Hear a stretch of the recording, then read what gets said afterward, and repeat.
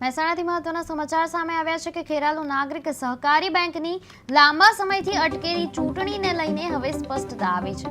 High court દ્વારા Mehsana board of નોમિનીઝનો stay રદ કરાતા આગામી 4 જાન્યુઆરીએ ચૂંટણી યોજવાનો આદેશ આપવામાં આવ્યો છે। 20 ડિસેમ્બરે ઉમેદવારોની ચકાસણી અને 22 ડિસેમ્બરે ફોર્મ પરત ખેંચવાની પ્રક્રિયા થશે। કોર્ટના આ નિર્ણયથી ઉમેદવારોમાં નવી ઉત્સાહ જોવા મળી રહ્યો છે, ત્યારે બેંકની ચૂંટણીને લઈને રાજકીય ખેંચતાણ પણ તેજ બની છે। તો ફોર્મ પાછું ખેંચવાની અને 4 તારીખે ચૂંટણી એ આપણે મેં અગાઉ કહ્યું તો 20 તારીખે ચકાસણી, 22 23 તારીખે પાછું ખેંચવાનો સમય અને ત્યારબાદ 4 તારીખે ચૂંટણી થશે। ખેરાલુ નાગરિક સહકારી બેંક ખેરાલુ પ્રાથમિક કુમાર શાળા નંબર 1 માં હવે અમારી પાસે અત્યારે 6.5 થી 7,000 મતદારો હેડ ઓફિસના છે। એટલા જ મતદારો શાખાના છે। શાખામાંથી એક પત્ની ચૂંટાવાનું અને હેડ ઓફિસમાં 12 પત્ની ચૂંટાવાના।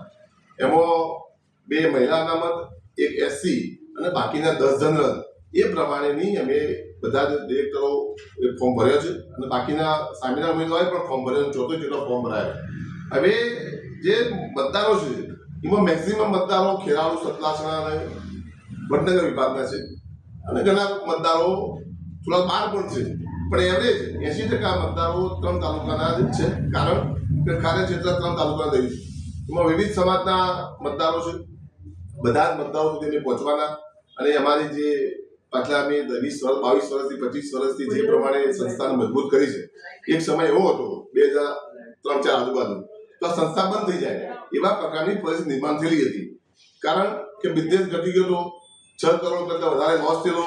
અગાઉનો અમદાવાદનું NPA 44 કરોડ રૂપિયાનું આ બધું મેળવતો એવરેજ RBI પણ સૂચના આપેલી, વારંવાર મિટિંગો કરી અમારી સાથે, તમારો પર પહોંચી એનો ઉપયોગ કરી કેમ વહીવટદાર નહીં મૂકવો અથવા તો આ બેંકની બીજી બેંકમાં મર્જ કેમ નહીં કરવી, આ બધી વાતો કરેલી અને એ ઉપરાંત બીજું ખાસ કહેલું કે જે તમારો કર્મચારીનો સ્ટાફ છે એ સ્ટાફનો 50% પગાર કરી દો અથવા તો નીચેથી શરૂ કરી અને તમે 50% લોકો છૂટા કરી દો।